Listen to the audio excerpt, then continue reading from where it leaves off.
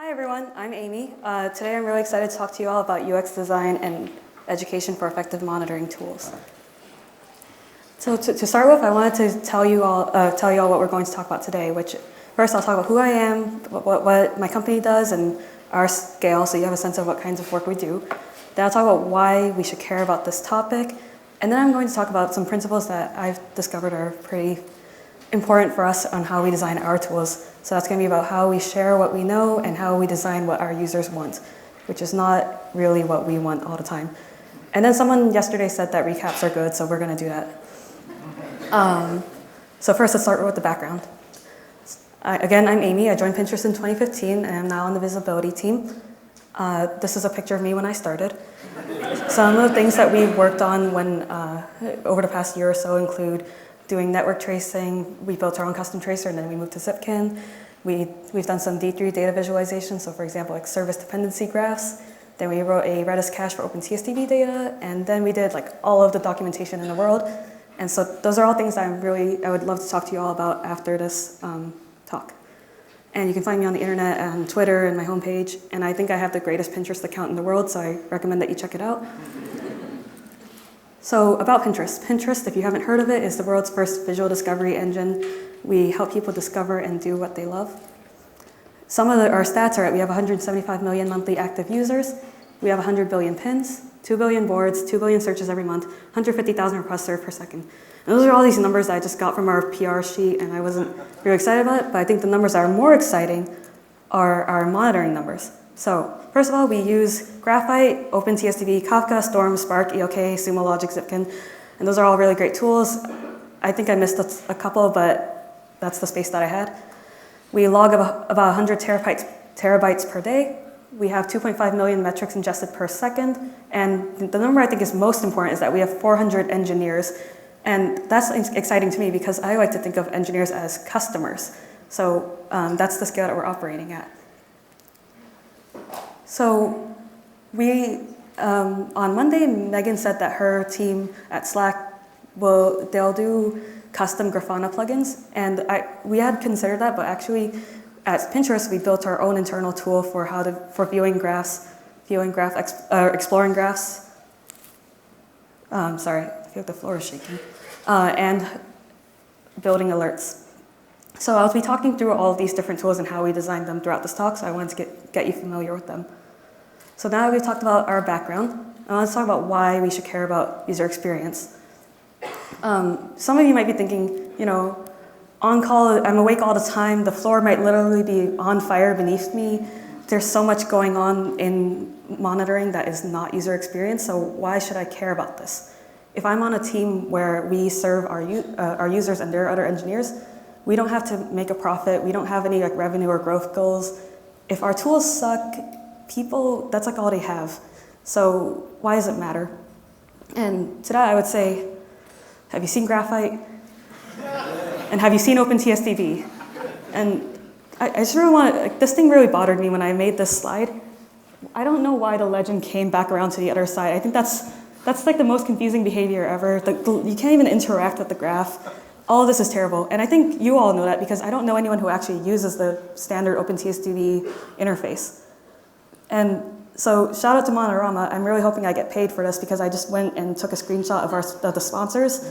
So I'm hoping I get paid to do this. But as you can see, there's a ton of people who are working on this and hoping to make money because they care about the user experience of their tools. And that's why we're here, because there's so many companies that will build these things. But as many people said, I'm not Brian, I don't have an enterprise tool, I can't afford all of these things, and so that's why we have to build our own tools. And so I want to formalize that more into 3 really big reasons I think this is important. So the first reason would be that it helps people prevent misunderstandings. Not everyone is or should have to be an expert at interpreting monitoring data. And I would say that at a product company like Pinterest, everyone is there for a different reason, whether that's because they know how to do they know how to do monetization, they know how to do internationalization, SEO. There's so many different skills, and not all those people have to know how to do monitoring. And if they do, you've probably accidentally built a DevOps company, and maybe you should rethink your priorities. But the point is that you should be teaching people how to use your tools. The next one is developer velocity.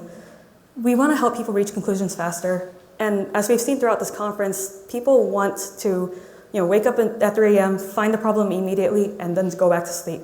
You don't want your developers spending like 30 minutes trying to figure out how to use your tools, when ideally, if the user experience of your tools is good, then they will just figure it out immediately without your help. And the last is data democracy. At Pinterest, you don't know, or at Pinterest at least, we want all of our engineers, not only the SREs, to use our tools. And so whether that's like our internationalization team wants to know like which countries are having bad latency, or whether the monetization team wants to know if like there's a specific, where their problems are, we don't know what those questions are. I don't know what our data represents. And so we want to make it so that anyone can use our data without our guidance. And I think this ties into one of my favorite ideas in, I guess, software engineering, which is that the fastest way to become a 10x engineer is to help 10 other engineers do their jobs better. There's so many different ways to be a 10x engineer, and maybe that can be being an extreme coder or something. But at least for us, I think this is one really easy pathway to moving our company forward. I'm not really sure who said it, so that's why I'm attributing it to Michael Scott. So this is the, I guess, kind of short way of saying all the things I just said. We want people to prevent misunderstandings. We want to prevent misunderstandings. We want people to move fast. We want them to do it on their own. But I hate buzzwords. I was like, why am I writing all these really long words on the screen? No one's going to read that, whatever. So what I really want you to take away from this, it's really boring, is that you should help people work correctly, quickly, and independently. And so that's the kind of, I guess, guiding principles that we'll be using for the rest of this talk. And so next, I want to talk about your situation, because I realize not everybody has their own internal tools built. I know a lot of us use vendors, and a lot of the vendors that we've seen are pretty great. And so I want to talk about why this should matter, even if you're not building your own tools. And so there's a series of priorities I think you should all think about before you even move on to your tools. So first would be your team. If your team is rude, or if they make people feel incompetent, or their questions weren't answered, that's a bad user experience for how you interact with your team. And so that's something you gotta think about. Thank you, I appreciate that.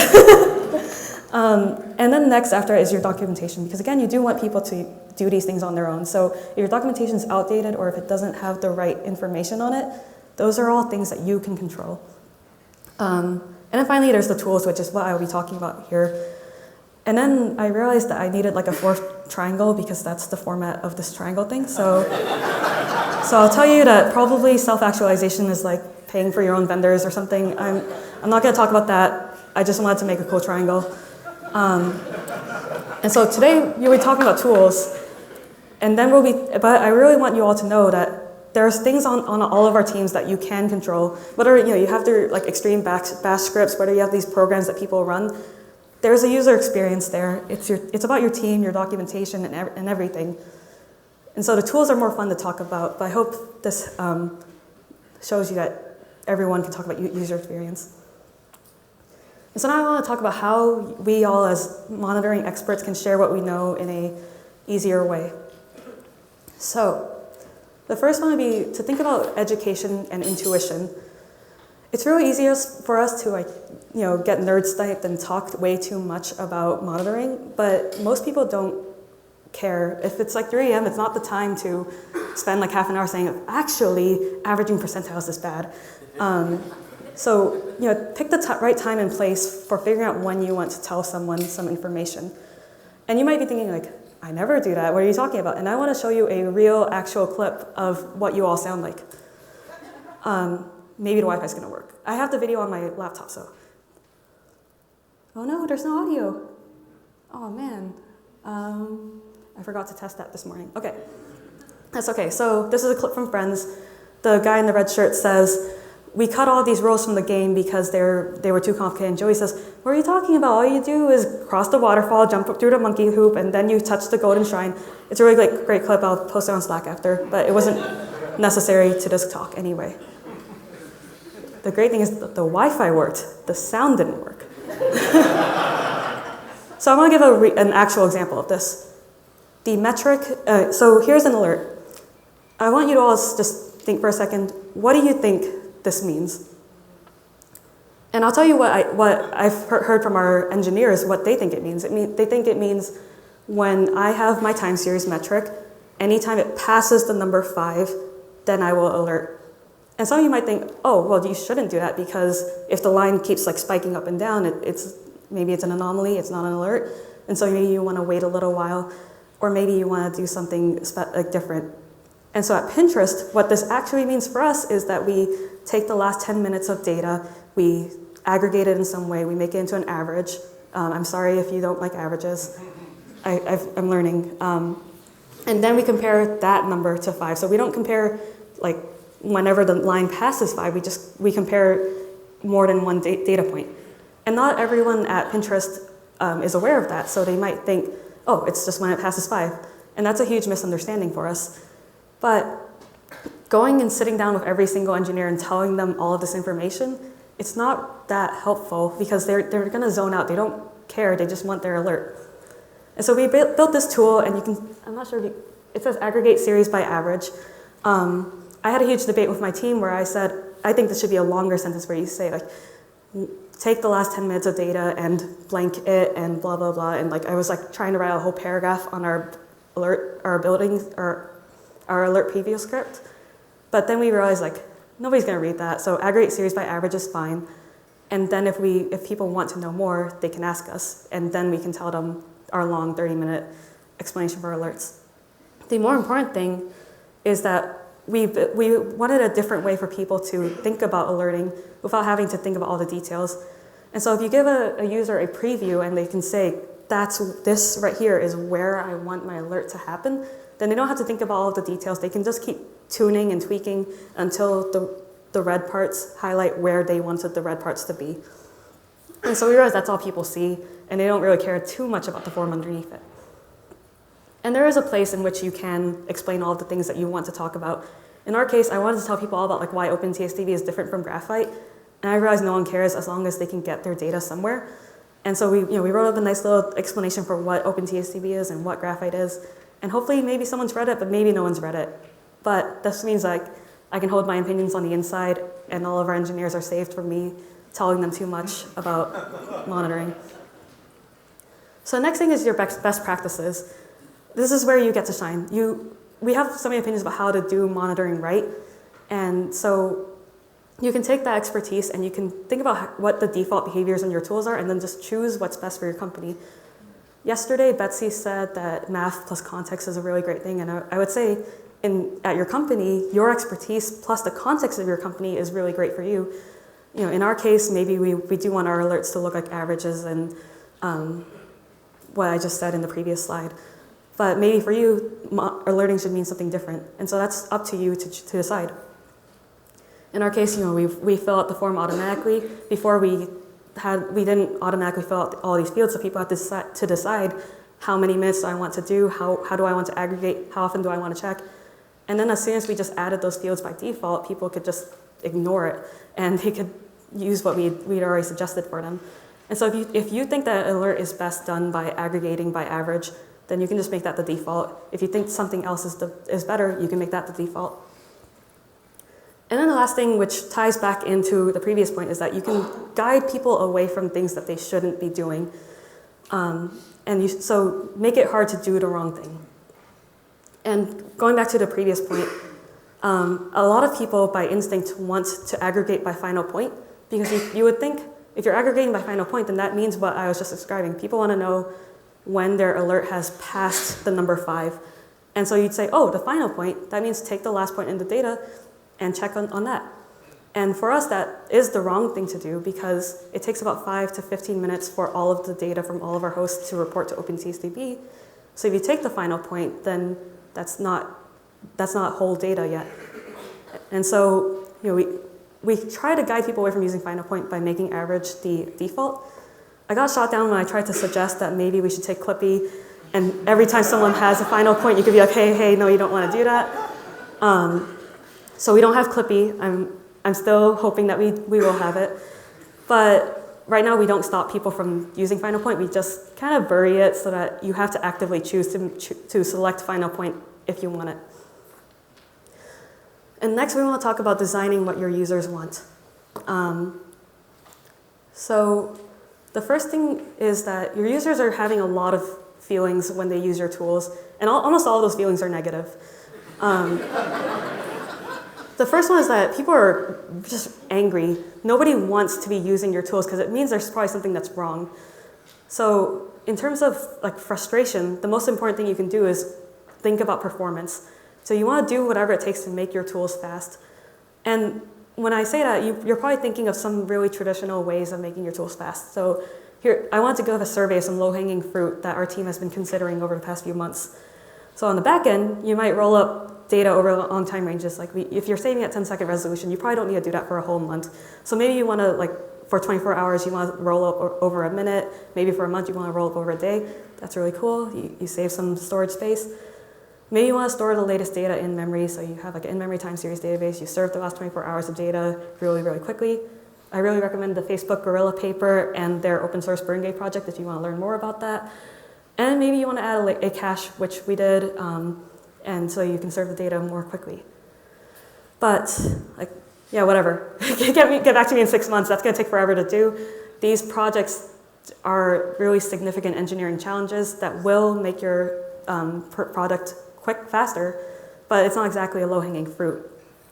And so what I want to talk about is, like, there is some really simple UX or UI tricks to just make people feel less frustrated, even if the performance is still the same. And so, you can reload data, or you can not reload data if the user changes the time window. So in our case, people are complaining because they're like, I loaded up 2 hours of data and then I changed it to be 6 hours of data. Why did I have to reload that existing 2 hours of data? Why didn't I just reload what was not in the browser already? So that's one cool thing you can do. You can do some Ajax magic and make that happen. You can prevent the user from requesting data incessantly. In our case with OpenTSDB, if you make too many requests to OpenTSDB at the same time, somehow none of them respond. I'm not really sure why, but that's a thing. And so in our case, if you detect that the user's like refreshing the page over and over because they think it's timed out, just stop them. You can do that. And that's one way of lightening the load on your OpenTSDB instance. And then I remember a vendor from a day ago or so maybe said that they lazy load graphs on their dashboards. And I thought, oh, that's cool. That means that maybe I'm being validated here.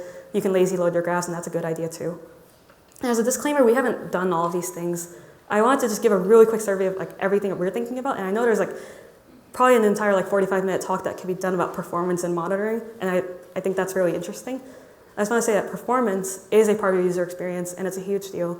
And so that's one way you can make people less frustrated when using your tools. The second feeling I think people have is anxiety. People are afraid because, one, they're not sure if they're going to like lose all their progress. Like maybe they've built up a huge series of data that they really like, and they're afraid that if they click away from it, then they will lose that data. And that's how you get tab hoarders.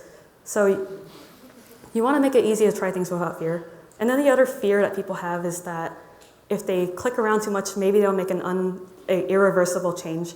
And so you want to make people feel like it's okay to explore your tools and like look at metrics without feeling like something's going to explode.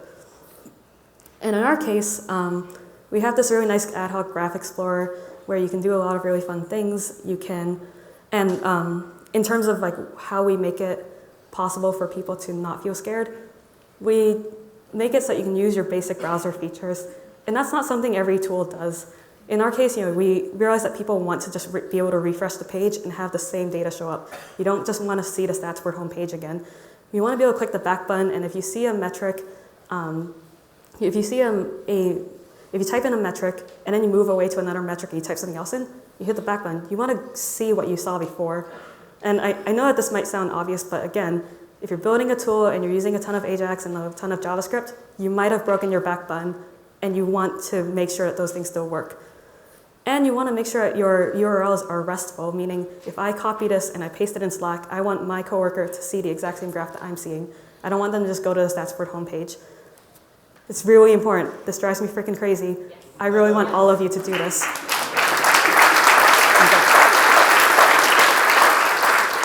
So on the side of so that's how we make people feel okay with exploring.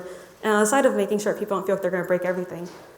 Before, the only way that you could build an alert was like you would You would type out your configuration in a YAML file, and then you would run StatsBoard locally on your own machine, the entire web app, and then you would run your alert. And if you forgot to put the no-op flag, you could get emailed just by testing out your alert. And people hated that. And so we realized like people want to explore their alerts in a way that doesn't alert them. And that's one way you can make sure people don't feel terrified of running your tools. And the third thing people feel is they're confused. You want to make it really easy for people to figure out what to do. And in our case, what that means, oh, I forgot about this. This is what you all look like. I forgot to include this gift. So you're all thinking like, you're over here like, I built these great tools and nobody likes them. They're wrong. And that's not true. You know, if you think of your engineers as customers, then you can say the customer is always right. If you build a tool that like people are confused by, it's your job to make it less confusing. And so what I mean by that is, here's a picture of our previous graph builder. It's a notebook style where you can type in the metric and then it will show up and it'll keep appending more and more graphs to your page. And I thought it was a good idea because like you can see the history of your graphs, like you can see how you got to the final result. And I don't really know why, but all of our engineers hated it. They were like, why doesn't it just show the last graph that I saw? And so maybe there's more like psychology research we could do to figure out what that was about. But the point is that people didn't like it, and that means we have to change it. And another really huge problem with this approach was, you can see at the bottom, there's just a single text input. And let me talk about how we used to do metrics. This syntax, you would have to know what the name of your metric was somehow. Like maybe you wrote it down on a sticky note somewhere and you just got to type it back in. You got to know what all of the aggregators are for OpenTSDB are, and there's like 20 of them. You know, you can do some are average or like some are extreme stuff. And you have to like good luck knowing all of your tags. You had to just know that this metric would have this tag and type it in. And I don't really know why we did that. And then bonus, if you wanted to, you could have a downsample, but you didn't have to include the downsample. So most people were typing things like sum, metric, and then tags, and then didn't even realize that there were so many other options that you could include in this weird string that we tell people to build. So what's the point of that? Why would we make people do this when we have to parse it out and then throw it into a JSON and then post it to OpenTSDB for them? That's garbage. So now we have this really nice UI, as I'd already shown on previous slides, where you can go in and fill out the fields that you want. And so, as I mentioned before, we use Graphite and OpenTSDB, and most people don't care where their data is coming from. Like 90% of our metrics come from OpenTSDB, so we make that the default. If you know that your metric comes from Graphite, you can go and click and change it over, but most people don't care, and so we don't tell them where their data is coming from. And so you can ignore the rate and the downsample and the aggregator if you want, but it's there for you. And then we realized that tons of people like typing out things, like you don't want to always mess around with all those UI elements, or maybe it's an accessibility issue, to be honest. So if you start typing and you include a curly brace or a colon, then we'll just switch you over to to manual entry for power users, where you can type out exactly what I showed in the previous slide. And then for the tags, we fill out all the data that you need so that you know here are the tags that are for this metric. And then grouping and non-grouping tags, that's a new OpenTSDB feature that was just released, or we just upgraded a few weeks ago, so that's a new feature too, that we make it really easy for people to use. And so that's what I mean by designing what features your users want. So there's so many feelings here where you're mad all the time, you're confused and scared, and that's how we should be thinking about how people feel when they use our tools and doing as best as we can to make those feelings less terrible. And so to recap, we started at the fastest way to become a 10x engineer is to help 10 other engineers do better. And with our tools, we can do that. With our documentation and our team culture, we can make it so that people feel really good about doing monitoring. We talked about exactly what I just said. We have the tools, but we have the documentation and team. And maybe one day we can all spend millions of dollars per month and have a vendor. And then we talked about how to share what you know. Think about when it's time to educate people versus when it's time to just let people feel out what's right. When it's time to use the best practices, or I guess the time to use best practices is all of the time. And then you want to guide people away from doing the wrong thing.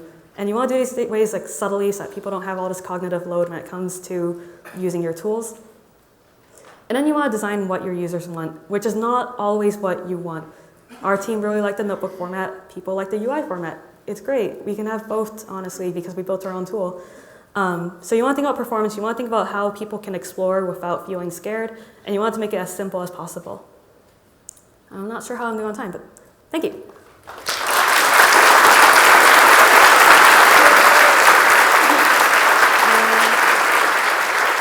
I think I have time for questions. Or no questions. What wrapping library are you using? Oh, that's Rickshaw. It's an open source library, and you can find it on GitHub. What did you put OpenTSDB on? We use HBase. Oh, I'm sorry. Okay, so the first question was what library are you using to make the graphs? That's Rickshaw. The second question is what do we run OpenTSDB on? That's HBase. You in the back? Has all the feedback for this tool come from people like finding you and going, this is like the problem, or do you do like user research as well, and like do you put time aside for that when you're building all of these tools? So the question was like, how do we figure out what the feedback is? Like, do people come up to us, or do we send out surveys? So there's a lot of different things we do. We send out a quarterly developer survey where we ask people how they feel. Oh, there's a phone. Oh no, someone's on call, the ground's on fire. Okay, so it's gonna go away soon. Okay, or not. So we send out a quarterly developer survey where where people can fill out like from 1 to 7 how they feel about many different aspects of our tools. I will admit that StatsBoard, our tool, has always been around like the dead middle, like high 3 point something to 4, which is not a great score, and so that's why we realized we needed to change. We also happen to sit right next to our site reliability team, so they will tell us how they feel immediately. We also have a Slack channel where people can go and ask questions, and so we kind of keep track of like what kinds of questions are people asking a lot of. We put those in our wiki, and we use that information from what questions are being asked to figure out what needs to be built. All in the right? So, approximately how many people you said work on visibility and observability? At Pinterest? How many people you say focus on making the UX and UI better? Okay, so the question was how many people work on visibility at Pinterest versus how many people are working on UX specifically. So our team size is we have 1 manager and 7 ICs. And one thing that I didn't mention is that about like 8 or so months ago, I was doing a ton of the JavaScript work, and I realized like I don't know JavaScript. I was like doing this weird vanilla like DOM manipulation with jQuery, and it was a bad time. And so we actually hired a front-end engineer to develop on all these tools. And so what I got to do after that was like I could just draw pictures of like what I thought people needed and explain to our front-end developer like, here's all the background knowledge you need. And then he was able to build all these tools with like our combined powers, which I thought was really fun. I would say the front-end developer and I would work together on this. I would say that it was more of like a passion project for me to make user experience better for everybody. The other 5, I can't count, 5, 4, whatever. The rest of the engineers work a lot on like making sure OpenTSDB is stable, making sure our entire metrics pipeline is stable. So that's more, I guess that's more traditional monitoring work or visibility work. I saw other hands. Yes. Do you have any problems with like migrating developers to new tools? Like, Yes. they're really obsessed with the tools they have, and then it's really hard to make them use them. Okay, so the question was, do we ever have problems migrating developers to tools? I need like another hour to talk to you about all the mistakes that I've made in the past year of doing this. I think because we have our own web app, it's okay for us to, if people like the old notebook format, we just tell them where the endpoint is. Like you can just type in the URL and it's still there. Maybe that makes us a little bit of like a hoarding team, but like there's no point in deleting the notebook format if some people like it, for example. So some of our teammates actually still use it, even though through the StatsBoard UI, you automatically go to our new form-based metrics. We actually did migrate from ELK to Sumo Logic, and that was a long ongoing process of getting people to switch. So the answer is yes, there's problems. I don't think I have time to tell you all of the problems. One more question. Hat. So when you make changes in the UI, I'm guessing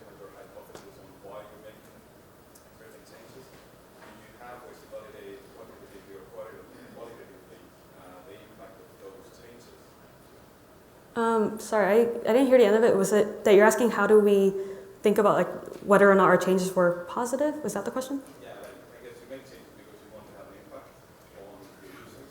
How do you validate that impact? Yeah, so as I mentioned before, okay, so the question was how do we validate that our changes were positive?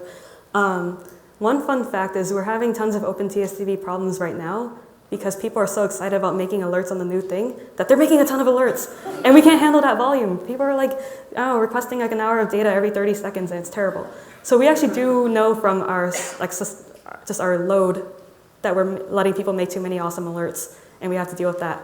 And then we have the developer survey where every quarter we ask people for feedback and our number has increased. So I think that's and people have left comments like, Statsboard is awesome, it's changed so much, the documentation's better, and all that good stuff. So I think that's one way we validate. Okay, cool. Thanks a lot.